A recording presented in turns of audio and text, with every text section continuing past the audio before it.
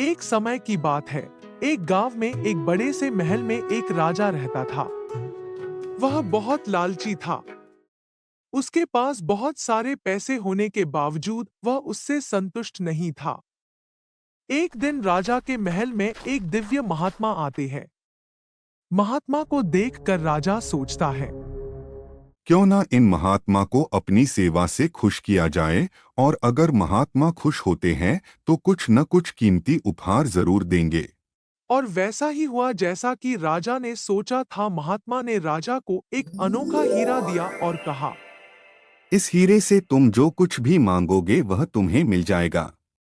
लेकिन मैं तुम्हें चेतावनी भी दे रहा हूं कि तुम्हारी हर इच्छा की एक कीमत तुम्हारी प्रजा को चुकानी होगी। राजा ने लालच में आकर हीरा स्वीकार कर लिया। राजा ने तुरंत अपनी पहली इच्छा मांगी। मुझे ढेर सारा सोना चाहिए। पलक झपकते ही उसका खजाना सोने से भर गया। लेकिन राजा संतुष्ट नहीं हुआ। उसने और सोना, गहने और जमीन मांगी। उसकी हर इच्छा पूरी होती रही, लेकिन उसके राज्य के लोग गरीब और दुखी होते गए। खेत सूख गए और लोग भूख से तड़पने लगे। राज्य के सभी लोग इकट्ठा होते हैं और बात करते हैं कि इस समस्या से कैसे निपटा जाए। तभी एक बुजुर्ग आदमी बोलता है, हम सभी को राजा के पास जाना चाहिए और उनको अपनी समस्या को बताना चाहिए। सभी गांव वाले राजा के पास जाते हैं और अपनी समस्या बताते हैं। बुजुर्ग आदमी कहता है, हे राजा, आप जो भी इस अनोखे हीरे से मांगते हो, अनोखा हीरा आपको वहीं देता है। मगर आपकी हर एक इच्छा की कीमत आपके राज्य की प्रजा चुकाती है। कि राजन, हम आपसे बस यही चाहते हैं कि आप जो भी इस अनोखे हीरे से अपनी इच्छा पूरी करते हो उसे रोक दीजिए। आप ऐसा न किया करें।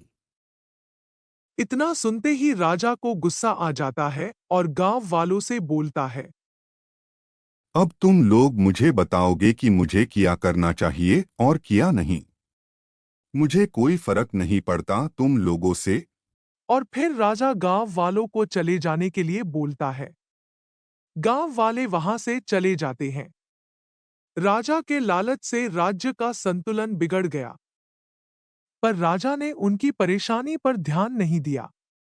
एक रात राजा सो रहा था, तभी राजा के सपने में उसके पिता आए और कहा, तुम ये क्या कर रहे हो? तुम इतने लालची कैसे हो सकते हो? तुम्हारे राज्य में ये क्या हो रहा है?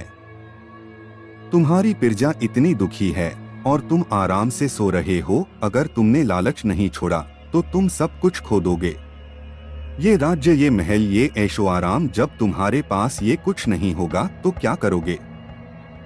तभी राजा की नींद टूट जाती है और राजा घबरा जाता है और उसे अपनी भूल का एहसास होता है।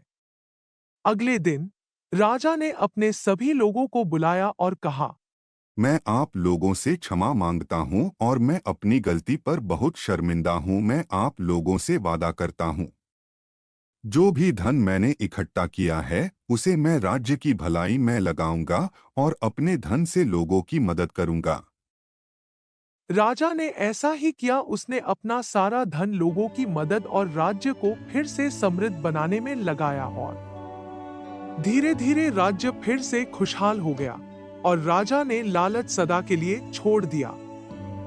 सीख: लालच इंसान को कभी सुख नहीं देता है, लेकिन संतोष और दयालुता से ही सच्ची खुशी मिलती है।